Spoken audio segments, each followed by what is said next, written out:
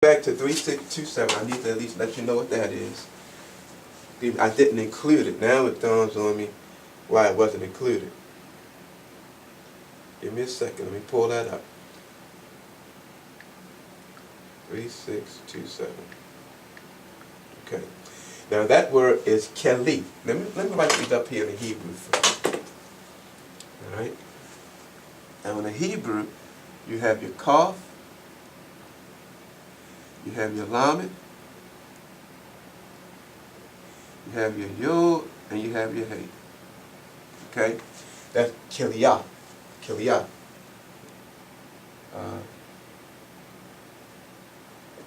Separate that. In English, kiliyah, kaf, lamed, yod, hey. Alright? Now, the word 3627 is keli. Keli, which is spelled L, and in the Hebrew, you have your kaf, your lamed, and your yod. Okay? So, keli, keli. Right? So basically what they did, they added the hey to it, and this is what makes this word keli feminine. Whereas keliyah, feminine, keli is the masculine. But this term, keli, is derived from another term. So let me put that down for you. Remember 3615. And I just 3615. And basically what I did is go right to that term. Alright? Now in 3615,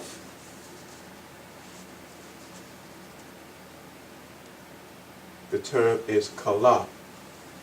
Now what you see a lot of times with this Hebrew, we're going to see something right now, kala, and you still have your kaf, and you have your lamed, but this time you have the hey. The word is kala.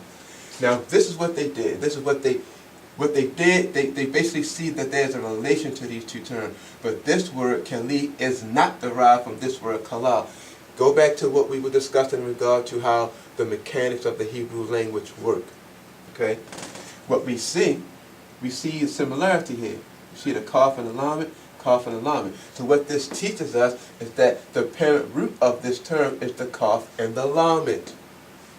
Okay, so that's the relation between these two words, but this word keli is not derived from this term, but they are related because of the parent root. Okay, now the term kala, what does this mean? It means to end, whether intransitively, to cease, be finished, or perish, or transitively, to complete, prepare, or consume. Okay, so now think about that. This has a connotation of complete. Do you think that's interesting? Especially when we just discussed the term shalamim, which also has a connection to being complete or being whole. Do you see the similarity there? But with this term right here, in the Hebrew, right?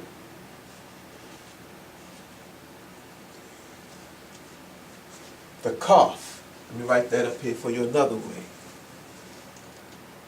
Well, I can just tell you, but I like to sometimes put these things. This represents the palm, the hand. Palm and open hand. Represents the open hand.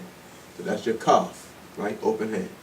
And the lamed, of course, this represents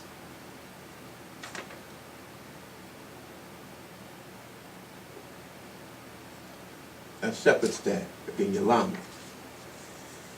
So when you think about the open hand, because it has the capability of bending, oftentimes represents submission.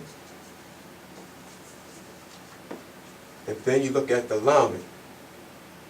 The lamed is the staff. It can also be comparable to a yoke when you look at how the ancients used it. Excuse me. And it's a symbol of having control, even leadership. So you have the subduing the yoke. Now when it says to subdue the yoke, what is it talking about? You are now allowing yourself to take a back seat, that you may be humbled. You are surrendering your control to the Most High.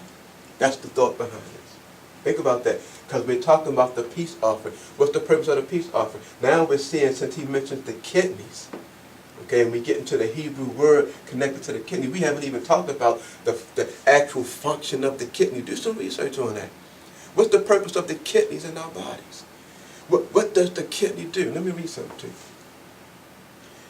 It says, it processes the blood supplied to it via filtration, reabsorption, secretion, and excretion. Processes the blood. So now, through the kidneys, what is it doing? It's taking the blood, it's filtering the blood. When it says reabsorption, whatever is in the blood that is good is going to allow it to flow through the body so that the body gets the nourishment, whatever that it needs, the nutrients. But then the other piece to it, the excretion. See, when you talk about the kidneys, it is the function of the kidneys that eventually travels to whatever's being excreted, travels to the bladder, and we pass that as urine. So it gets rid of what the body doesn't need. It's a filtration system, and we have two of them. Okay? Two of them. So there's a twofold meaning when you look at the kidney. Okay? So once the filtration of the blood takes place, guess what? Now we become complete. We become whole. You understand? It's part of the vital organ system that helps us to maintain our health. And it also adds to or contributes to the functioning of the body. That's what the kidneys do. But when we relate it now to the word, it means to be complete. It completes us. But we're offering that now. We're giving that up. We're not giving up our actual kidneys, but we're giving up, see, that animal. When you go back to the laying on of the hands, okay? And we're going to look at some other terms connected to that next week that we hadn't gotten into yet. But when you talk about the laying on of the hands, remember, that is the transference.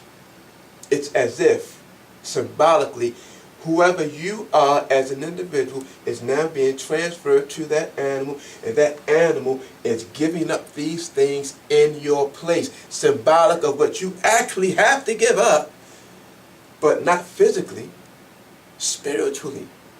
Okay? So it's letting us know how it is that we promote friendship. What it is that we need to do. There's a passage. Matter of fact, the question was asked in regard to a statement that Mashiach made. He says that an evil and adulterous generation seeketh after a sign, right? So the question that was asked, why does the evil and adulterous generation seek after the sign? I think that was the question. I don't even remember the question that was asked, but I know that it had something to do with understanding the evil and the adulterous generation. Now, there's a passage in the letter that Yaakov or James wrote. I believe it was him. And he said, matter of fact, let me just look it up. Again, I don't want to misquote the scripture. Let me look it up. But I believe it's something that he said in regard to ye adulterers and adulteresses. Okay. Give me a moment.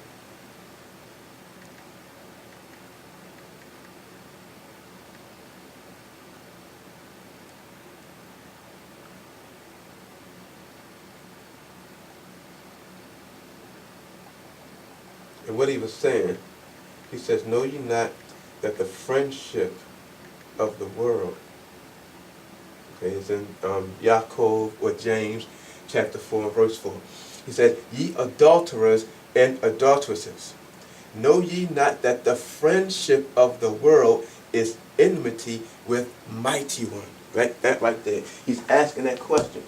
You adulterers and adulteresses. Now when he asked that question and he uses that title, adulterer, adulteresses, of course that refers to the man and to the woman. But how are they adulterers? How are they guilty of that? When you are an adulterer, what that implies is that you are in a committed marriage, and you have now stepped outside of the boundaries of that marriage, and now as a man, you have now started to intermingle with another woman other than your wife. As a woman, you have started to intermingle with another man other than your husband, which now titles you or labels you as an adulterer or an adulteress. So he's looking at that in the sense of Israel, both the man and the woman. They're leaving the relationship that they had with the Most High, and now they're interacting or intermingling with the deities or so-called deities of the world. So he says, know ye not that the friendship of the world. So in other words, if I'm friends, if I have this peaceable relationship with the world, and by saying friendship with the world, he's basically implying that you have now made a union with this world system. Know ye not that this union with the world system now has declared you an enemy to me? Think about that. So he gave us these sacrifices. You want to promote friendship with me? You got to give up who you are. The fat that covers the inwards, the kidneys, the fat thereof. Okay? This is what he's telling them, or telling us. We got to be willing to subdue who we are. Brother Shaul said it this way. He said in one place, I, talking about him as an individual, die daily. Right? In another place, he says, it is not I that's living, but the Messiah that's in me by way of receiving now Ruach HaKodesh. Messiah said it like this. If you want to follow after me, you have to take up your torture stake. Okay?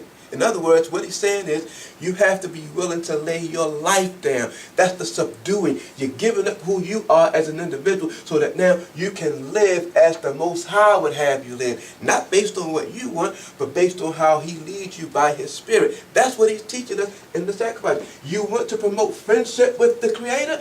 This is what he requires of you. Or of us. Okay? Hope everybody is following along with that. Alright, now, let's move on. He says, let's look at another term. Let's go down to, we're still in verse 4.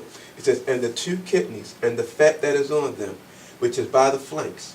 He says, and the caul above the liver. With the kidneys, it shall he take away. Now, we're going to see, of course, because he's taking it away, it's for the purpose of offering it. Now the word translated as the caul.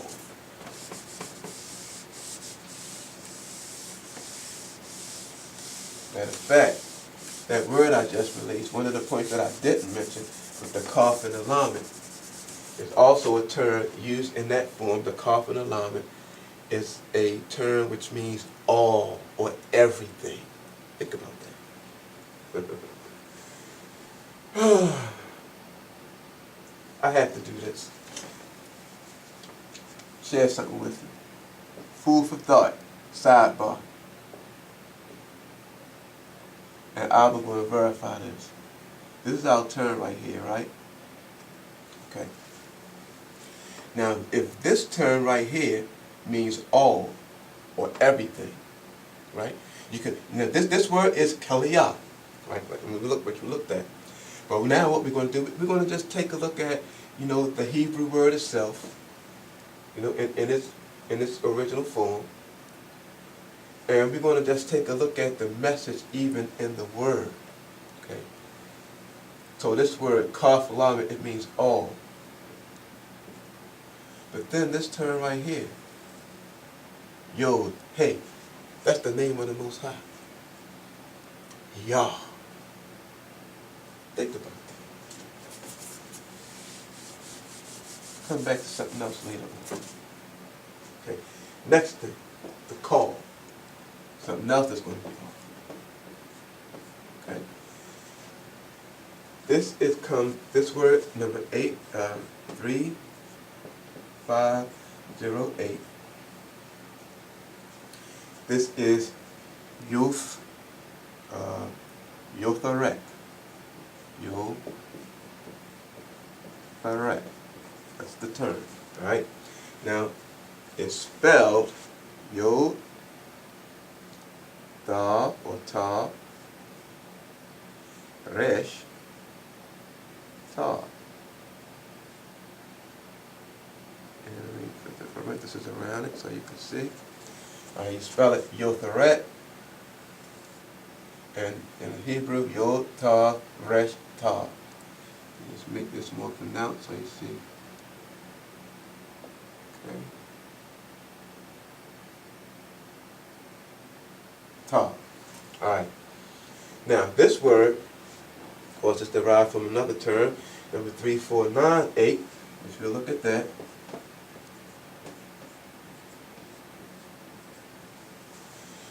But the word Yotharet, the lobe or flat of the liver, as if redundant or out-hanging. So when you think about the liver, there's a part of the liver that is an extra, if you will, as if redundant or out-hanging. So now, the word in 3498 is yathar, okay?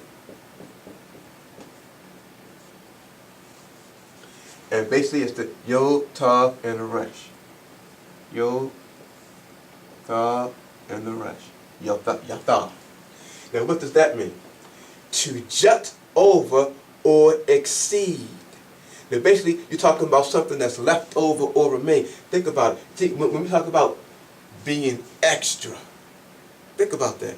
And I'm talking about in modern slang. Somebody may be commenting on something somebody does, and they may say, oh, he or she was being extra with it. In other words, all of that was unnecessary. They didn't have to take it that far. They were being extra. So this word, yathar, it means something extra. What is that telling us?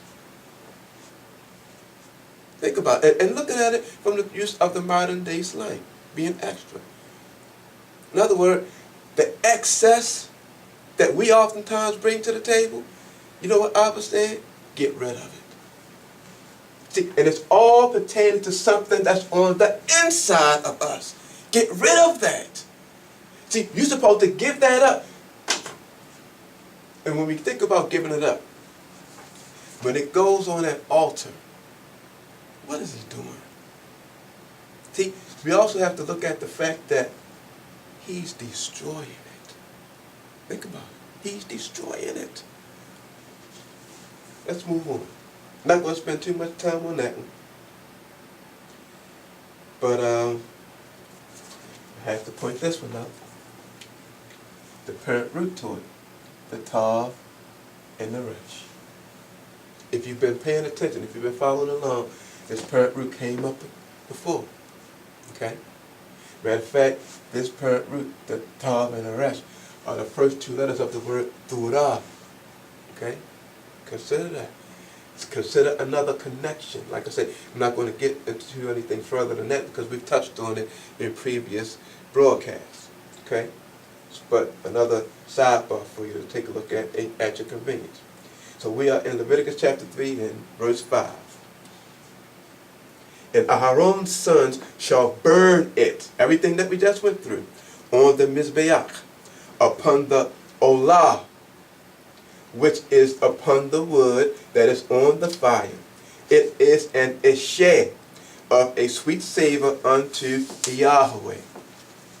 Now, in verse 6, it says, and if his korban for a zebach of shalem unto Yahweh be of the flock. So this is the next one we get into. The first one he just broke down of the herd. Okay, of the herd. Now he's getting ready to get into those animals that could be offered of the flock. Now when it says of the flock, what we're going to see, it can be either sheep or goat. Okay, it'll be a sheep or a goat. And he's going to give specific instructions pertaining to both. And I'm just going to read through those because a lot of what we're going to come across, there are similarities. So chapter 3, verses 7 to 11. If he, the offerer, offer a lamb for his korban, then shall he offer it before Yahweh. And he shall lay his hand upon the head of his korban and kill it before the tabernacle of the congregation. And Aharon's sons shall sprinkle the blood thereof round about upon the Mizbeach. And he shall offer of the Zebach of the Shelem and Isheh unto Yahweh, the fat thereof, and the whole rump it shall he take off hard by the backbone, and the fat that covereth the inwards, and all the fat that is upon the inwards, and the 2 kidneys, and the fat that is upon them, which is by the flanks, and the caul above the liver, with the kidneys, it shall he take away. And the priest shall burn it upon the Mizbeach. It is the food of the Isheh unto Yahweh. Okay? Now, verses 12 through 17 12 through 16 give the instructions for the goat. And I'm going to read through that, 12 through 16. And if his, again, the offerer, korban, be a goat, then he shall offer it before Yahweh, and he shall lay his hand upon the head of it, and kill it before the tabernacle of the congregation. And the sons of Aharon shall sprinkle the blood thereof upon the Mizbeach round about. And he shall offer thereof of his korban, even an Isheh, unto Yahweh. The fat that covereth the inwards, and all the fat that is upon the inwards, and the 2 kidneys, and the fat that is upon them, which is by the flanks, and the caul above the liver, with the kidneys, it shall he take away. And the priest shall burn them upon the Mizbeach. It is the food of the Isheh for a sweet savor. All the fat is Yahweh's. In other words, the richest and the choicest part goes to him. We destroy that. Okay? Keep it in mind, a lot of symbolism wrapped up into this.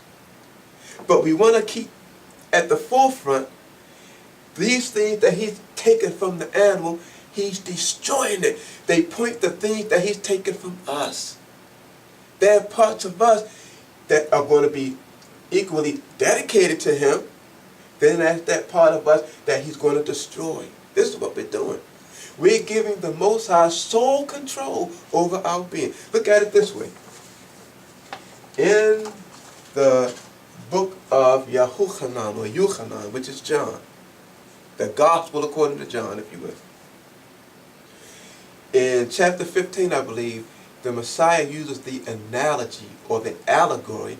He said, I am the true vine, and my father is the husbandman, right? Or the farmer. So now look at it in the sense of a garden. So he says he's the true vine, he's that main connection. He was saying that we, those who are believers, are basically branches that are connected to him, right? So he's looking at us as vegetation. He's using it as an example. So he says one of the things that the Father is going to do, if you are a branch that's connected to the vine, if you're not producing no fruit, he's going to eventually cut you off and destroy you, right? But if you're producing fruit, what he said he was going to do, he was going to purge you. What does he mean? He's going to purge you, for those who are familiar with taking care of gardens. Matter of fact, my wife, we have rose bushes outside, and one of the things that she has to do to take care of the rose bushes, periodically, she has to go through and she has to cut off what's not producing. And when she does that, amazingly, the roses start to come back again.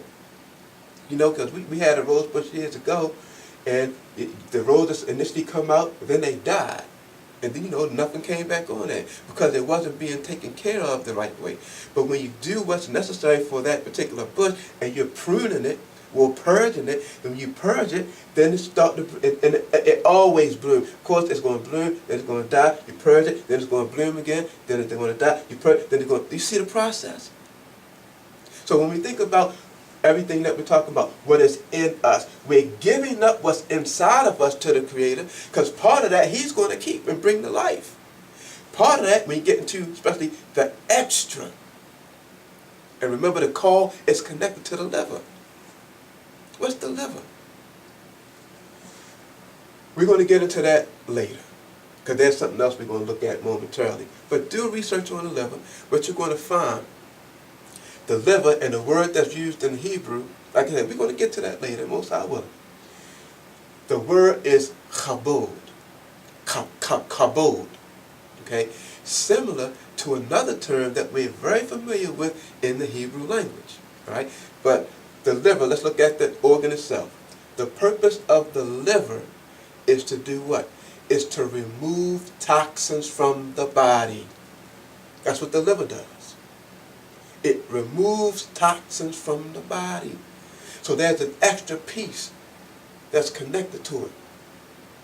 That the Creator, he said that whatever's extra, He wants to get rid of. And again, what that only points to is something extra pertaining to us. But because it's connected to the liver, you're talking about now something that is toxic to us.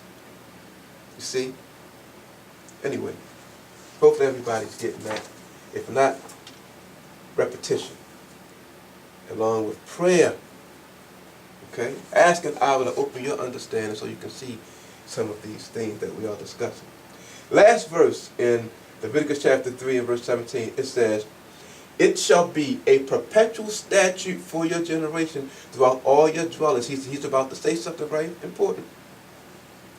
"That you eat neither fat nor blood." You hear that?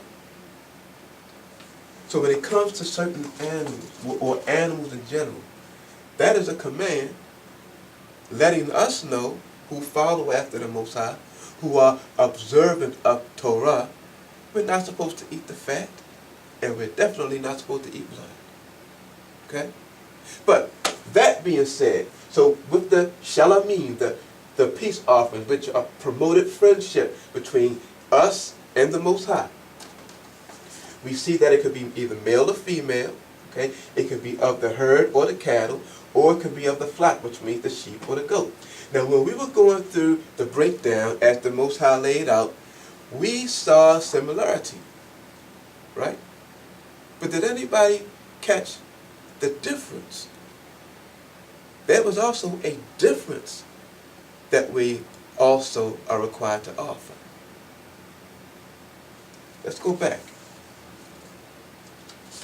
Again, we compare all of the items. Now he says, right? He says the fat thereof, right? He says the fat that covereth the inwards and all the fat that is upon the inwards, the 2 kidneys and the fat thereof, right? The caul, which is above the liver, we're supposed to offer that. Now, in the herd and of the flock, both the goat and the sheep, all of that was the same. But there's one thing that should have stood out to everybody. And that's back in verse 9, Leviticus chapter 3.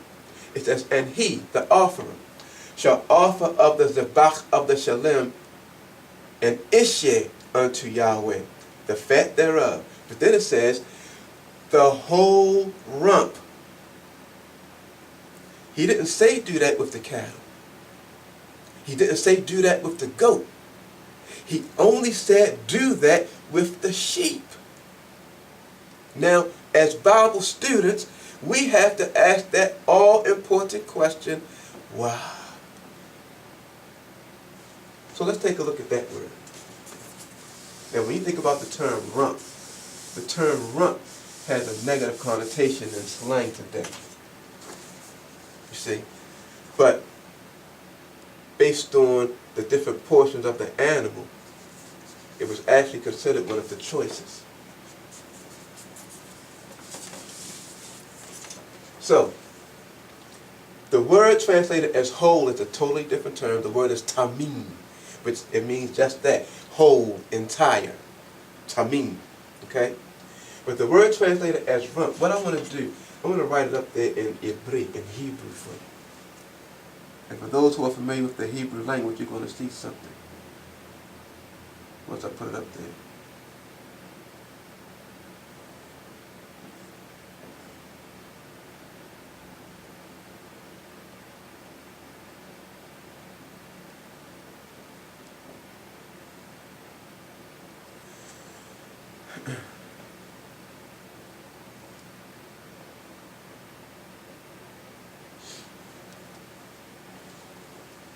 This is the word that's translated the rump. Ha-aliyah. Look it up. Leviticus chapter 3, verse 9. Ha-aliyah. Okay, so now, you find this in 451.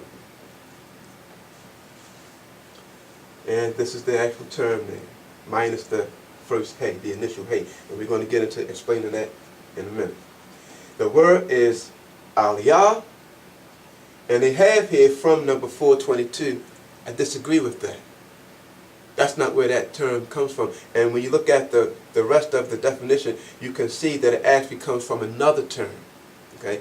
Not the word in 422. And it has in parentheses, interesting enough, it has in parentheses, if you have the Strong's Hebrew lexicon, in the original sense of strength. But it leads you to the incorrect word in number 422, actually derived or connected to another word, which we're going to look at. It says, the stout part. The stout part. The fat tail of the oriental sheep. So this is a word, or aliyah, okay, which describes the fat tail or the rump of the sheep. Consider that. Now, why didn't he ask for it from the cattle? Why didn't he ask for it from the goat? He particularly asked for it from the sheep. There's a reason. So what we want to do, we want to make a comparison. So I have to break this word down for you. And we're going to build it, we're going to break it down, we're going to build it back up. Okay, so this hey right here, in the Hebrew language, they oftentimes use letters to mean things. The hey, whenever you find it as a prefix, it means the. So we want to get rid of that. This gives us the original word aliyah. Okay? Now one of the things that we learned about infixing. Now what we're going to do, this yod is actually an infix. So we want to get rid of that. So when we get rid of that, we're left with the aleph, lamed, and the hey. Now the aleph, lamed, and the hey, you'll find it in number 433. So let me put this up here for you so you can verify it. Now what they do with that, however, they put the vowel point, you'll find it like that. So that means aloha, but it's spelled aleph, lamed, hey, and it's pronounced aloha or eloah. Okay, when you look at the modern Hebrew, let me write it up here for you. Aloha or modern Hebrew, Eloah. Okay? Now, this term is also written with a wav in it, which will be pronounced Alua, or with modern Hebrew, Elua. Okay? But we want to focus on this right here because we want to take a look at that. Now, this term has a parent root, aleph, lamed. Okay? Now, aleph, lamed. The aleph is your ox head. Matter of fact, let me write it up here in a pictographic form for you. The ox head.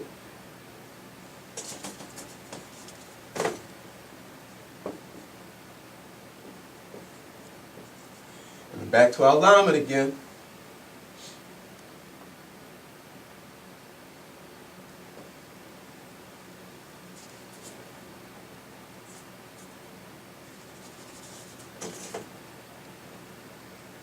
Lamed. Aleph, lamed, and here's your staff again. Now, of course, the ox head, the ox, symbolic of strength. The lamed, the staff, symbol of leadership. So you have the strong leader in the term al, or el. Okay? Which has been translated as mighty one, or God. Alright? So this is what we want to do. Number 433, let's look at this definition. It says the second form is red. Sorry, I took that off. The second form is this one, the Aleph, Lam, and Hey. It's red that it appears this way. Most of the time it appears with the Wav in it, okay, which is considered the first form, based on how they have it listed in the Strong's Hebrew lexicon. It says, probably prolonged emphatically from 410. You look up 410, that's the term Aleph Lamed, mighty one. It says a deity or the deity. That's what it means. It is thought by some to be the singular noun, singular of the term Elohim, which is in 430. And if you look up 430, Elohim is spelled Aleph Lamed Hey Yod Mem. Okay, let me just put this up here. Yod and Mem. Elohim. Okay, of course that space wouldn't be there, it would be closer together. But this term, Aleph Lamed Hey, is the singular of the plural Elohim. All right. But now, this is what we want to do, because we want to build it back up. We do not want to lose sight of what this term means. The way that it was utilized in the context, and this is how Ivri oftentimes works, is used in the context of the passage that we looked at, Leviticus chapter 3, verse 9, in connection to the rump, which is, again, the stout part, the fat tail of the Oriental sheep. Okay? And it's spelled this way. Okay?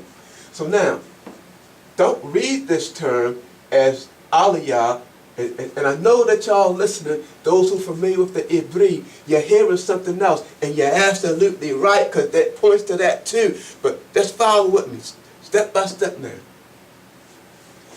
Don't look at it as meaning the stout part or the fat rump of the sheep. Let's break it down now. Okay?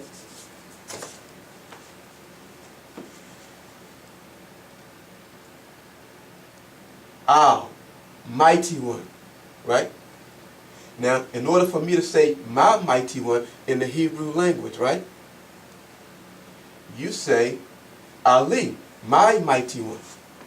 So you have two things going on here. You have the term Ali that's included in here, which is my mighty one. Then you have the name of the Most High right here. Yah. My mighty one, Yah. See, that's the name of a very important prophet. If you look in Malachi chapter 4, right? You'll see that the prophet Elijah's name is written that way. Verse 5. Behold, I will send you Aliyah, the prophet. Okay? Now, that's one thought. I'm sure everybody can see that. But this is not how it appears. See, it appears this way, with the additional hay to it. Okay? This is how it appears. Hey, Aleph, Lamed, Yod, Hey. So, of course, the stout or the rump. But look at it this way. Don't look at it as the rump or the stout one. Remember this Yod also can be an infix. And if the Aleph, the Lamed, and the Hey actually means mighty one or power, and you infix the Yod, this also can mean, Aliyah can also mean one who is mighty one, or one who is God. So when you add the Hey to it, you're talking about the one who is mighty one, or the one who is God. In the very same word. In the very same word. What does that mean to us? Huh? You can go as far as doing this. You can take this, hey, the mighty one, Yah. You can look at it that way. It's teaching us something.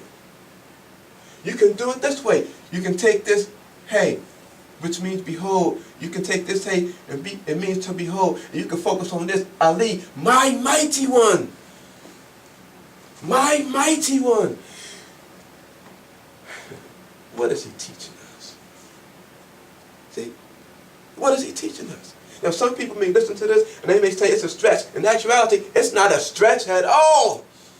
It's not twisting. It's not bending. It's just reading the word in its form, taking a step back and analyzing and seeing what thus saith Yahweh according to how he inspired this word to be written. Out of the animals that he commanded to be offered for the Shalomim, why he say take this part from the sheep? What's the message there?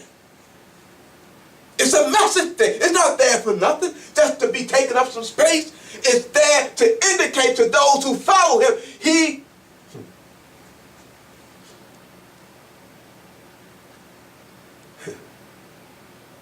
that has an ear, let him hear. I'm going to stop right there. Okay? He that has an ear, let him hear. But these are the truths that our Heavenly Father has set in this word for his people. See, this type of information, what this is supposed to do is to solidify your stance and make it stronger so that you are firmly founded upon what it is he has been leading and guiding you in. If by chance you're being led and guided in that direction. Not everybody who claims to be a believer in the Bible is being led by the Most High. You see? Brother Shaul said, there are gods many and there are lords many, according to the people. But unto us, there's but one. You see? There's but one. Not everybody is being led by that one true mighty one, creator of the heavens and the earth, who laid all of this out by his servants, the prophets. See, there's something else in there too. But most I we'll talk about that another time, and we'll make another connection so that you can see something else that he's actually revealing in the very same word. But until then, I want to stop right